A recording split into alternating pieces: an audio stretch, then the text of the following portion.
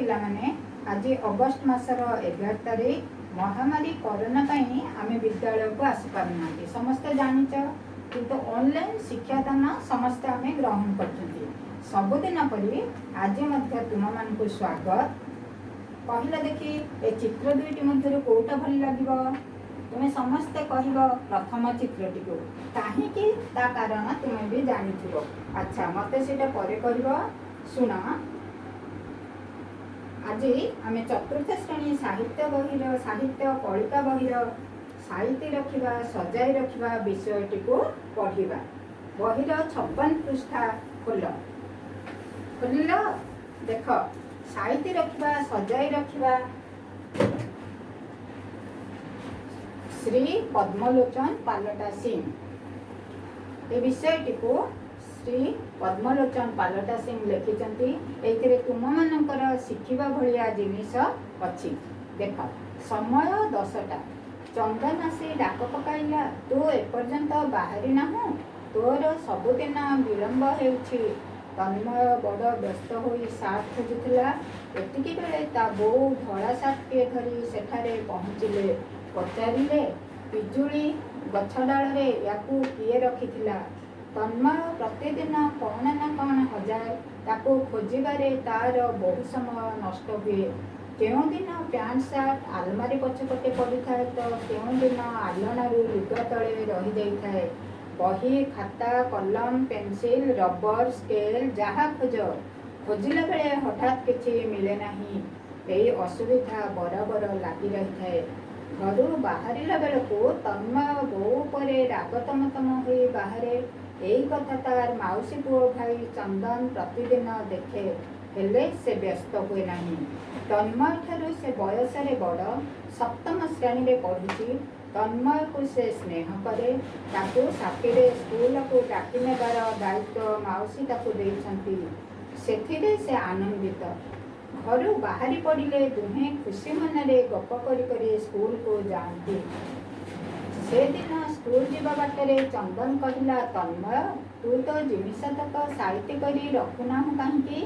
ଜିନିଷ ସଜାଇ ରଖିଲେ ଖୋଜିବାକୁ ପଡ଼େ ନାହିଁ। ତନ୍ମୟ କହିଲା, ମୁଁ କ'ଣ ସଜାଡ଼ି କରି ରଖୁନାହିଁ କି? ଆମ ଚିନୁ ପରା ସବୁ ଘାଣ୍ଟି ପକାଉଛି।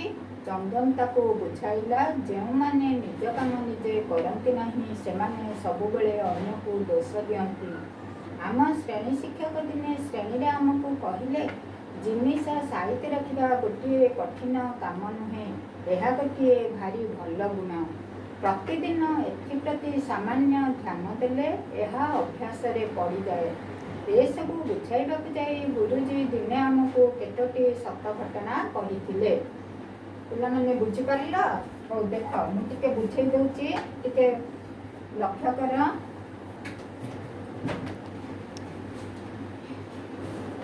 ଦେଖ, ସମୟ 10ଟା ବେଳେ କ'ଣ ହୁଏ? ତୁମେ ସବୁ ସ୍କୁଲ ଆସୁଛ। ସେମିତି ଗୋଟିଏ ପିଲା ଚନ୍ଦନ ଆସି ଡାକ ପକାଇଲା, ତୁ ଏପର୍ଯ୍ୟନ୍ତ ବାହାରି ନାହୁଁ? ତୋର ସବୁଦିନେ ବିଳମ୍ବ ହେଉଛି। ବିଳମ୍ବ ମାନେ ଡେରି। ସେ ସ୍କୁଲକୁ ଯିବା ପାଇଁ ଆସିଲାଣି, କିନ୍ତୁ ସେ ଯାହାକୁ ଡାକିବାକୁ ଆସିଛି ସେ ବାହାରି ନଥାଏ। କାହିଁକି ବାହାରି ନଥାଏ? ଦେଖ, ତନ୍ମୟ ବଡ଼ ବ୍ୟସ୍ତ ହୋଇ ସାର୍ଟ ଖୋଜୁଥିଲା। ସେ ତାହେଲେ କାହାକୁ ଡାକିବାକୁ ଆସିଥିଲା? ତନ୍ମୟକୁ ଡାକିବାକୁ ଆସିଥିଲା। ତନ୍ମୟ ତାର ସ୍କୁଲ ସାର୍ଟଟିକୁ ଖୋଜୁଥାଏ, ପାଉନଥାଏ। ସେତିକି ବେଳେ ତା ବୋଉ ଧଳା ସାର୍ଟଟିଏ ଧରି ସେଠାରେ ପହଞ୍ଚିଲେ। ଏଇ ଦେଖ, ତା ବୋଉ କେମିତି ଧଳା ସାର୍ଟ ଧରିକି ପହଞ୍ଚିଛନ୍ତି। ପଚାରିଲେ, ପିଜୁଳି ଗଛ ଡାଳରେ ୟାକୁ କିଏ ରଖିଥିଲା? ଏଠି ୟାକୁ କହିଲେ କାହାକୁ ବୁଝାଉଛି କହିଲ? ଏଇଟା ଗୋଟେ ତାର ଧଳା ସାର୍ଟଟିକୁ ବୁଝଉଛି। ତେଣୁ ସେ ମାଆଙ୍କଠୁ ସାର୍ଟଟିକୁ ନେଲା ଆଉ ପିନ୍ଧିକି ସ୍କୁଲ ବାହାରିଲା। ତନ୍ମୟ ପ୍ରତିଦିନ କ'ଣ ନା କ'ଣ ହଜାଏ।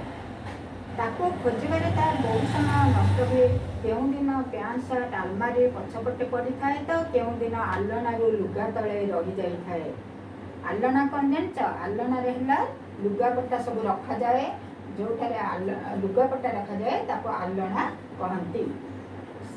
ସ୍କୁଲକୁ ଗଲାବେଳେ ତୁମମାନଙ୍କର ଯେମିତି ବହିପତ୍ର, ଲୁଗାପଟା, ୟୁନିଫର୍ମ ପିନ୍ଧ, ବହିପତ୍ର ବ୍ୟାଗରେ ଧରିକି ଆସ, सेमती से बही खाता कलम पेंसिल रबर स्केल जहाँ खोजे खोजिला बेले हठात किसी मिले नहीं से तार सजाड़ी रखी न थाए तेणु ताकू किसी मिले नहीं तार प्रतिदिन यहीपरि असुविधा होता है।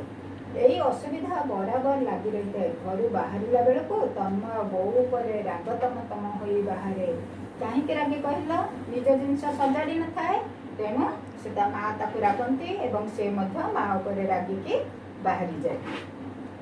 यही कथा तार मौसी पुओ भाई चंदन प्रतिदिन देखे हेले से व्यस्त हुए नहीं।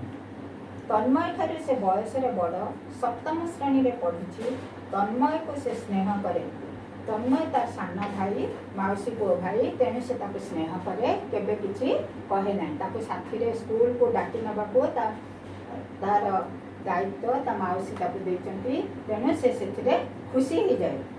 आउ प्रतिदिन ताको डाकिबाको आसे। घर बाहरी पड़े दुहे मन खुशी रे गप कर स्कूल को जाती माने प्रतिदिन सांग होइकि स्कूल को जाती। से दिन स्कूल जीवा बाटर चंदन कहला तन्मय तू तो जिनिस तक साइट कर रखुना कहीं जिनिस सजाई रखिले खोजा पड़े नहीं। चंदन तन्मय सांग होइकि गला बेले प्रतिदिन किछि किछि कथा होती से दिन से ताको पचारला तू तो जिनिस सजाई कहीं रखुन सजाई रखिले आम शीघ्र स्कूल आसी पारते आ स्कूल आसला बेले खोजा पड़ता नहीं। तन्मय कहला मु कौन सजाड़ी कर रखुना कि आम चिन्ह पर सब घांटी पकाउछि। सी जहाँ कहला देख एटा उद्धृत चिन्ह भितर रहिला से कहला जे मु सब सजाड़ी रखुची एवं मो भाई सब घांटी दूची। चंदन ताको बुझाइला जो माने निज काम निजे करती नहीं से माने सब बेले अन्य को दोष दियंती। आम श्रेणी शिक्षक दिने श्रेणी रे आमको कहले जिनिस साइट रखा गोटे कठिन काम नुहे यह गोटे भारी भल गुण। भल भल गुण कौन जान यहाँ मनुष्य गोटे भल गुण मनुष्य मान मध्य भल गुण खराब गुण सब थाए। भलर विपरीत हूँ खराब मंद। ये सेटा गोटे कठिन काम नुहे यहाँ गोटे बड़ काम नुहे किंतु मनुष्यर गोटे गुण जमी दया क्षमा स्नेह करवा एगुड़ा गोटे गोटे भल गुण सेमती दया क्षमा करी एटा भी गोटे भल गुण सजेकी रखा। तेणु समस्ते से प्रति सचेतन हो। देख प्रतिदिन एप्रति सामान्य ध्यान देले यह अभ्यास रे पड़ जाए। जदि तुम निजे प्रतिदिन तुम सजाड़ी तुम बहीपत्र को रखिब ताले स्कूल आसला बेलू सहजरे धरिकी आसीपर। तेणु यहाँ गोटे भल अभ्यास रे मध्य पड़ज तुम्हें भी सहजरे पाइपर एवं तुमको भी आ विरक्ति लगे ना। ये सब बुझेबा जाई गुरुजी दिन आमको केतोटी सत घटना कहते ये बाकीटा यही घटनाटा आम पर पढ़ा है। आज एति पढ़ ये शब्दर अर्थ गुड़ाक देखी लिखि नब विपरीत शब्द गुड़ाक भी लिखि नब तुमको घर कम यहाँ जो दूसरी ताकू भी लिखि नब। देख विपरीत शब्द असुविधा सुविधा जोटा तार विपरीत को बुझेब। राग रागर विपरीत है शांत बड़ सान आनंदित दुखित खुशी दुखी कठिन सहज भल मंद सत मिछ।